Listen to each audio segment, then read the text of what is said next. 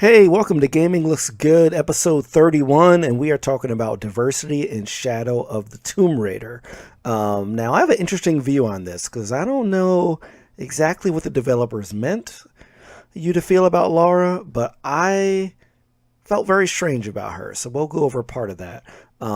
First thing I wanted to cover is a major moment after Lara essentially steals an object and triggers the apocalypse, which is its own statement on sort of the dangers of colonialism, stealing things that you know very little about. And she has a interesting discussion with her friend Jonah, where Lara is all about is a me, me, me, and Jonah puts her in her place. Exactly what they wanted. He'll use the box and the knife to remake the world. To remake it into what? I don't know. He thinks he can rid it of sin and weakness. A man like that, we have to stop him. It's all my fault. We'll figure it out, okay? I promise. No. We have to get to the hidden city before Trinity. We have to find the silver box. Okay, but first, we're gonna help these people get to safety, and then we'll go after the box. No one is safe. Not if he gets the box first.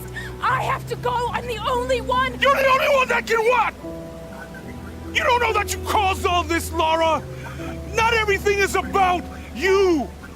These people need us here. We can do good now.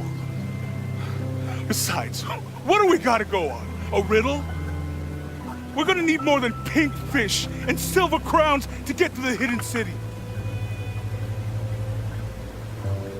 And I think that this really is a good play on how the marginalized friend is usually sort of the sense of reason. We see that trope in a lot of different movies, books. And I felt that this was it done right, though, because I feel like Jonah was appropriately angry and was not just there to kind of soothe the pains of the white protagonist in Laura. I thought he basically gave it to her and just called her out. And I really appreciated that. Unfortunately, he does not have this same rage in the game where he does attempt to soothe her after once again she says that she's doing everything wrong. And also, this was after a moment where she murders a legion of people with an auto rifle because she thinks that her friend Jonah is dead. So I'm assuming that Jonah, he gets that and is a little easy on her, but I kind of wish he kind of kept that rage, or at the very least that standoffishness around her, because she really is totally out of pocket in this. What's also out of pocket is the fact that Lara essentially takes someone's destiny. I recognize their insignia. I know them as Trinity. I'm trying to stop them. Stop them from doing what? They're looking for an artifact. Some sort of box connected to a moon goddess.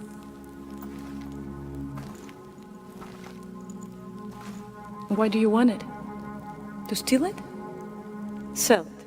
And I really like the fact Lara is consistently questioned in this game by both the protagonist and the antagonist. So I like that, when you first meet Aratnu, it really seems like she's not going to let Lara in, kind of make her earn it.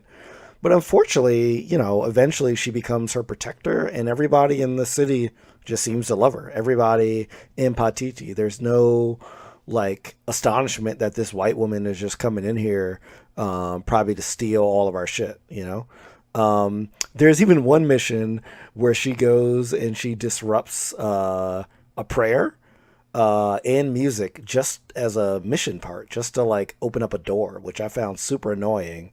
The only good thing is that when she rescues the person in the door, she basically says, "I'm a wolf in sheep's clothing," which It's me. I'm a wolf in sheep's clothing.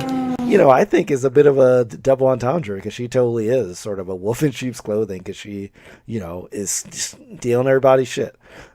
She also goes around deciphering monoliths. You don't necessarily get this sense that it's something bad.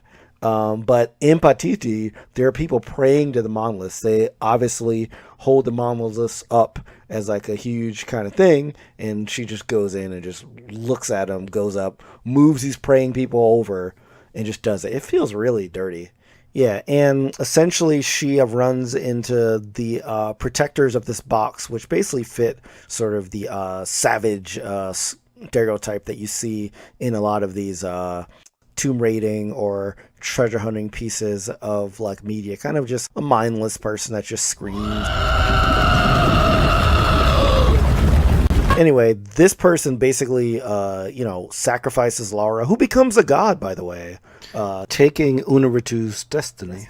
When the catastrophes come, the god Kukulkan must be sacrificed to power the sun. Otherwise, the world dies. Sacrifice a god?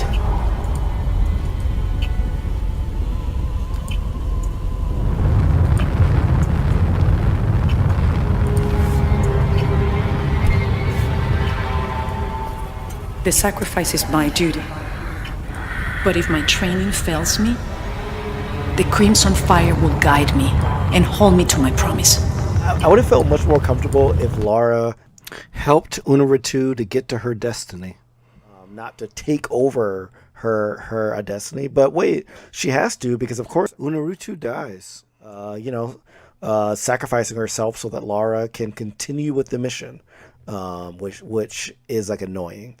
But by far, I think some of the most important things about colonialism in this game is shared between the main antagonist and Aratnu. So I'm just going to let these play all the way through because they're really good and they really make me think that these should be the main two characters. Unarutu, dream for a moment. How will Paititi prosper when dawn comes in a world without threats coming from the outside? Aren't you such a threat? Remake the world? We all create destiny, together as we are. Everything I've ever done has been for Paititi. Everything! When it was divided, I unified it! I am the only one who sees the real threat here. You come and go as if your life here is optional. Yes. I have lived the outside world and I have seen what's to come. Every day it encroaches. Paititi will not survive its invasion. Everything we are will be taken or destroyed. Well, then we must fight for it together, according to the will of its people. By restoring the sun. That will only ensure Paititi's safety for a moment. But then, it doesn't protect us from discovery, invasion. Our destiny is to be doomed. No! No! We must be bold!